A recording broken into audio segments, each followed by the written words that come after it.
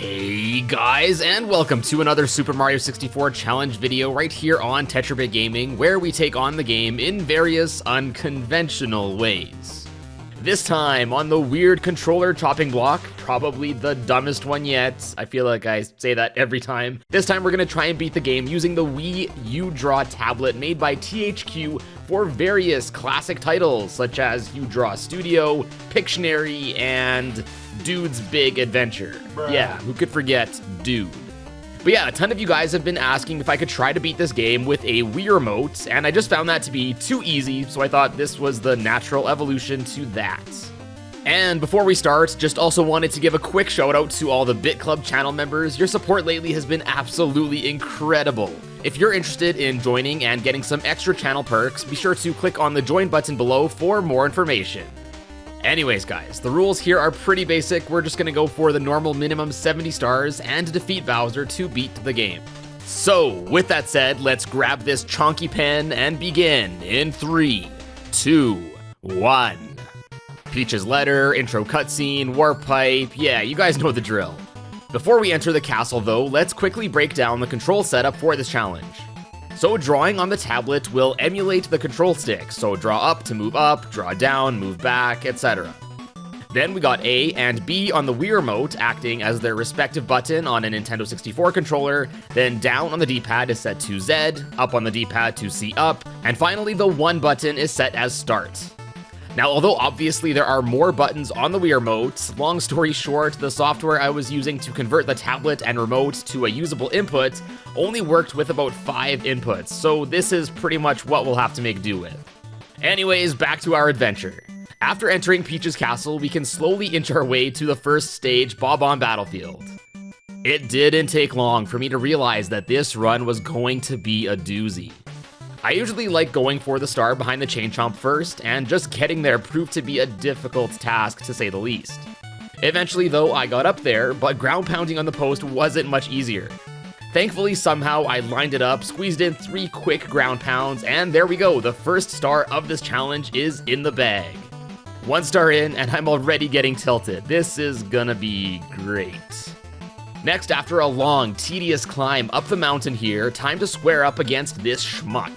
Surprisingly, this fight wasn't all too bad. Yeah, I did get thrown off a few times, which was pretty lame, but 3 throws later and the lad is down for star number 2. Racing Koopa the Quick though was another story. This race was actually really tough, almost as tough as when I was using the Rock Band drum kits. I had to use both warp points, and even with those, this race was down to the wire. With less than 2 seconds to go, I just barely squeaked out a win here. After those tough first few stars, I was hoping to catch a break and grab an easier one, so I wanted to grab the star on the floating island, which is normally pretty easy to get. Well, normally, yeah, but trying to shoot up there using the cannons was way less than enjoyable. The movement was just so jittery that it was almost impossible to precisely aim. After a while though, I did manage to get up there and break the box for star number 4.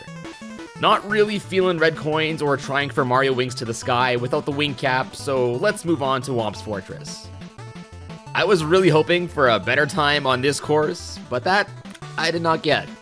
It quickly became clear that basically anything that requires precise movement was going to be a challenge here. The slightest stroke of the U-Draw pencil would often cause Mario to move either in an undesired direction or at a rate way faster than I'd like. So yeah, I guess you could say I fell once or twice. After a while, I managed to get up to the top to fight King Whomp, and honestly, the fight wasn't all too bad. 3 quick ground pounds and this slab of concrete crumbled. I then went to get the star on the side here and surprisingly got it on my 2nd try, no complaints there. The second climb up the fortress was just as tough as the first for the next star, but doable. I did try to get the star in the cage here, owlless, but unfortunately to no avail. So I did use Hoot here and fell right on it for that star, and right after that, blasted away the wall here for star number 9. Making decent progress at this point, it's just taking way longer than normal. Anyways, next up, Cool Mountain, and ho ho ho, down the chimney we go. The slide here was pretty fun to ride down, honestly one of the more enjoyable parts of this run so far. After grabbing that star, time to do it all again, but this time against this lad. This race was pretty tough. It was hard to both keep my speed in check to stay ahead of the penguin and to also control it as to not fall off the slide. Thankfully, the race's rubber banding played to my advantage for once this time, and somehow, and I have no idea how, I was able to sneak past the penguin and win the race for yet another star. Delivering the baby penguin was excruciating. So much so that after delivering her to her mama, there was absolutely zero moral dilemma this time doing this. My conscience was clear. Wall kicks did work, but were slightly more difficult to pull off this time for our 13th star. The light was now shining on us in the castle foyer, so time to take to the sky in the Tower of the Wing Cap. At first, I had zero interest in trying to get all the red coins here, as controlling Mario's flight wasn't exactly something I'd consider optimal or fun. But come on, what's a challenge video without some frustration? So after a solid 7 minutes of attempts, I was finally able to grab all the red coins for yet another star, and then stomped on the red switch to unlock the wing cap. After a quick dip into the secret aquarium to grab the star there and get a feel for how swimming will be with this tablet, time now for Jolly Roger Bay. Just like anything else in this challenge, precise swimming was also tough, so stuff like swimming into the ship or aiming for the sunken chests was not fun. As wasn't jumping up to the top of the inside of the sunken ship. Yeah, that made me want to almost throw my controller across the room. Eventually though, I got that star, touched the chests in the cave for another, blasted up to the ledge here, and then robbed the Unagi to bring the star count up to a cool 19. As some of you may know, I tend to forget about the Princess's Secret Slide till the end of the challenge, so I made a point to remember them earlier here, so let's get to them. Getting the regular star here was no problem, but I did realize that finishing the slide in under 21 seconds for the bonus star just wasn't going to happen without the slide skip trick. So I tried a few times, and although I came very close, I just couldn't reach the slide again. Then after numerous more attempts, I delayed my dive, and yes, there we go. Barely made it back to complete the slide once again for star number 21. Now, as usual, although we visited all the stages in the foyer area and have enough stars to go open the first star door, let's first head to the courtyard in the back to pay our Boo buddies a visit in Big Boo's haunt. Ghost busting in the mansion was fine, as was clearing Big Boo's merry-go-round and solving the really difficult book puzzle for another 3 easy stars. What I did find pretty tough here, however, was jumping up to the attic section. I just wasn't able to triple jump or side flip my way up there like I normally do, so I had to try my best to somehow wall jump up there. Not something I'm used to, but I guess it works. Defeating the Boo on the balcony wasn't anything crazy, but what was crazy was grabbing the resulting star on the roof. This took so many attempts, and my hand was really starting to cramp up at this point, but I guess the game decided to throw me a bone, as by some stroke of luck, I was able to somehow jump my way up there to the star. Now that is what I call a gamer moment. Now with 25 stars in Mario's pocket, time to finally open up this star door and hit up Bowser in the Dark World. Not all too much more to say about this course that I haven't said already. It was tough, I felt pain in my soul, you know the drill. Okay, time for Bowser. Honestly, at this point, I was kind of worried that I wouldn't be able to spin Bowser around and throw him, making this challenge impossible. Thankfully, this wasn't the case, far from it. Grabbing and spinning Bowser was one of the easiest parts of the challenge so far. One quick toss later, and the first Bowser is down, and we have the first key to my least favorite segment of this game, the basement. After cashing in another free star by grabbing Mips down here, first I wanted to check out Lethal Lava Land. I thought I was going to absolutely dread this stage, and at first I did, as moving around was tough and avoiding the lava was less than easy. Thankfully, I stumbled upon the wing cap here, which I almost never seem to use, and this made getting around the stage way more tolerable. I grabbed the 8 red coin star no problem, decimated the big bully here, and relentlessly exterminated the bully squad here for another 3 quick stars. Then inside the volcano, again, trying to navigate my way up proved to be very patience testing, but after climbing some poles, jumping over some platforms, and crossing some narrow paths, the 2 stars in the volcano are ours, bringing the star count up to 31. I didn't feel like getting the rolling log star, so let's press on. Now time for Shifting Sandland, and right away with the Crazed Crate, I once again saw things weren't going to be as easy as usual, as moving it far enough to use the shortcuts to get to the pyramid required much more work and precision. When it does work though, grabbing the star from Klepto is pretty simple as usual, as is grabbing the star on the side of the pyramid. And just like the inside of the volcano, the inside of the pyramid wasn't a fun time at all. And no, I guess torturing myself with climbing up to the top once wasn't enough, as I decided to do part of it again to go fight Irok, which thankfully was a pretty okay fight overall. Then, yay, once again for the pyramid puzzle star, which almost made me rip my hair out. Fun times. Thankfully, Toad here was good enough to lift my spirits with a free star before we dive into the cave with the hazy maze. Clipping down to the cavern here wasn't bad, and I even managed to land right onto the central mound. That doesn't seem to happen all too often in recent challenges. Then, after a few attempts, I was able to wall kick my way up here to skip navigating the maze for this star, and then the watch out for rolling rock star was pretty easy with a few simple wall kicks. Then, lastly for this course, I went back down to discount Lapras to try and go unlock the metal cap. Yeah, getting there wasn't fun. But after getting into the metal cap cavern, I was able to nab all 8 red coins and activate the metal cap switch with little difficulty. Before moving on, a quick shameless plug as always. If you're interested in watching me suffer through these challenges live, be sure to follow me over on Twitch where I tend to stream them. Link will be down in the description, and I hope to see you there. Anyways, now with 41 stars, time to open the second star door and hop into Dire Docks. Oh yeah, one thing I didn't mention yet, since the tablet was emulating my mouse, one major headache and problem with using this controller is that I'd click off screen and open up random programs here and there, and also would often resize the window. I wish this was only a one-off thing, but this happened basically throughout the run pretty often. Anywho, getting aboard Bowser's sub was surprisingly challenging, but doable, and with the thought that the more stars I get now, the less I'll have to get in tougher courses like Rainbow Ride, I decided to do one more star here, so I floated on 5 rings and barely made it to the resulting star with the metal cap. And now, time again for Bowser in the Fire Sea. Yeah, this was not a swell time. I fell off so often and died to lava way more than I'd like to admit. It took me a lengthy 15 minutes to make it to the top, but after a pool of blood, sweat, and tears, I finally made it to Bowser 2.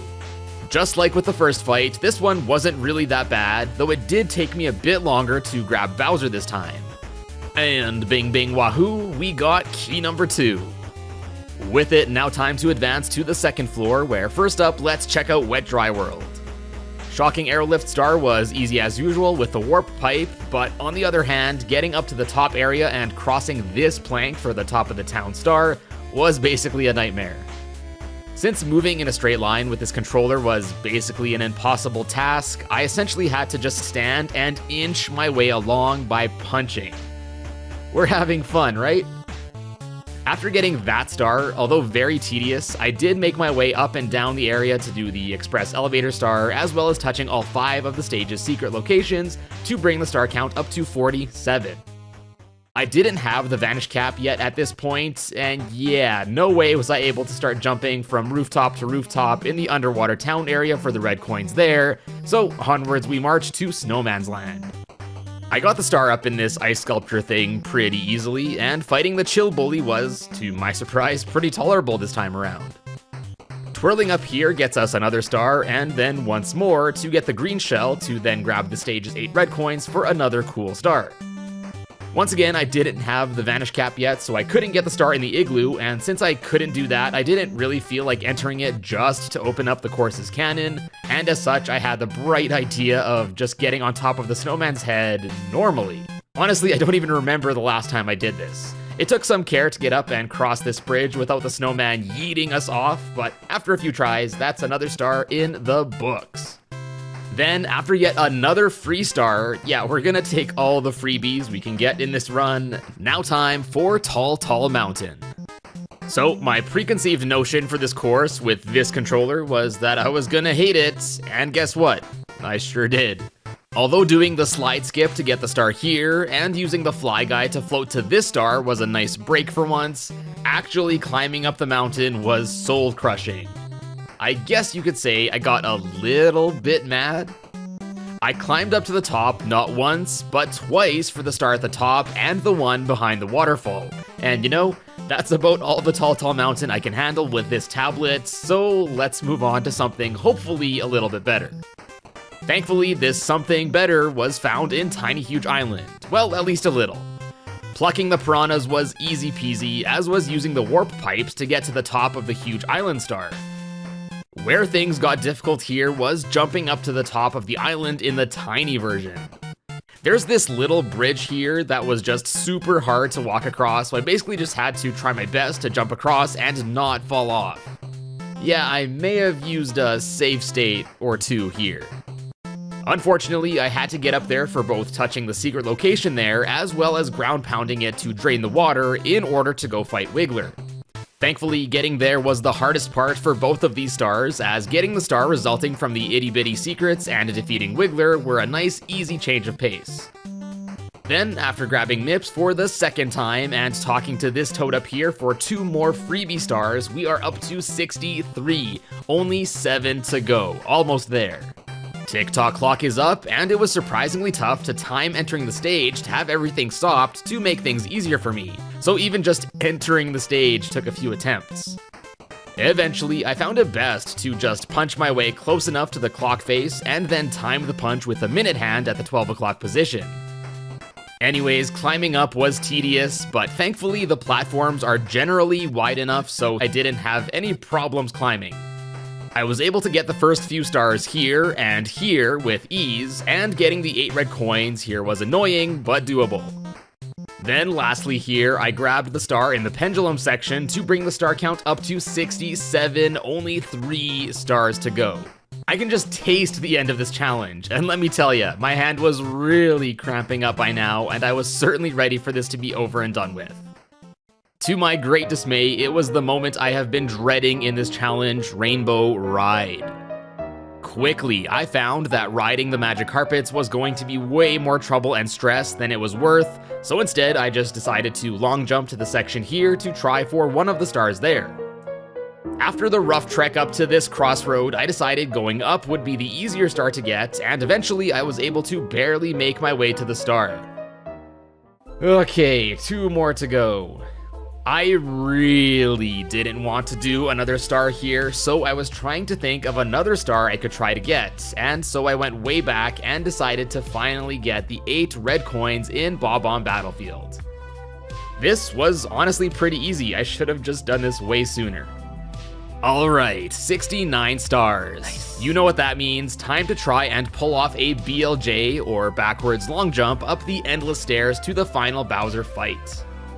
This took maximum IQ points to pull off. I had to shuffle around controls several times as trying to hold up the Z button and mash A just wasn't working out with the setup I had. But after a long while, I managed to figure out a button input routine, but it still just wasn't working as well as it normally does, as Mario would often build up some speed and then just stop dead in his tracks. Not too sure why this was happening. Then, after releasing some anger, I guess I scared Mario into cutting me some slack as this happened. Okay, but we get it the second time. Oh my god, dude,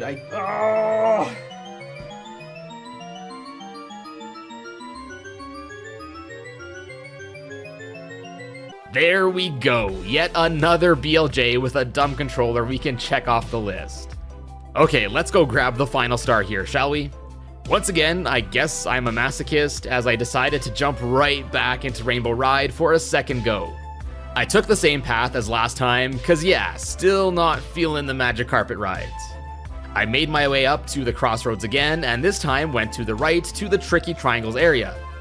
I guess I must just be getting really good at using this controller at this point, as basically on my second try, I jumped and side flipped my way up to just barely make it to the platform above. There we go. Let's get hyped, fellas. With star 70 in hand, now time for the final stretch to head up to Bowser in the Sky. Nothing really new to bring up here. It was probably just as tough here to make my way up as it was in the other Bowser stages, with probably the most notable trouble spot being this Movator segment. Other than that though, using up the last remaining persistence and patience I could muster, I finally made it up to the end and jumped right into the pipe to go square up against the final Bowser. Thankfully, this Bowser fight was only marginally more difficult than the others, and luck must have been on my side even more now as I was able to hit the second and third throw without even seeing the bombs I was aiming for. And with that final boom, Bowser is down until the next dumb challenge I decide to do, and with that, I am happy to say that yes, it is possible to beat this game with a THQ U-Draw tablet. Alright, can I break this thing now? As usual with these challenges, this was far from the most enjoyable or fun way to play through this game, and honestly, I'd say this was probably either the second or third most difficult challenge that I've attempted on this channel, only behind using the Rock Band drum kit and maybe the Mini Mario challenge. And with that, we got yet another Super Mario 64 challenge under our belt, and now I shudder to think what controller could possibly come next. But anyways, that wraps up this challenge video, and I hope you enjoyed it. If you did, be sure to drop a like down below, and also check out some of my other challenge videos, like where I attempt to beat the game with a racing wheel by clicking on the card right here. There's only about 2 more Super Mario 64 controller challenge videos I want to attempt, and they're both ones that many of you have been requesting for a long time, so be sure to stay tuned for those. Also, make sure to swing by my other social media things, which are all linked down in the description below, and if you would like to support the channel, check out my merch over at tetrabitgaming.com. And let me tell ya, I bet you would look fantastic in a Tetrabit Gaming t-shirt. Anyways guys, thank you so much for tuning in, and I will see you in a bit.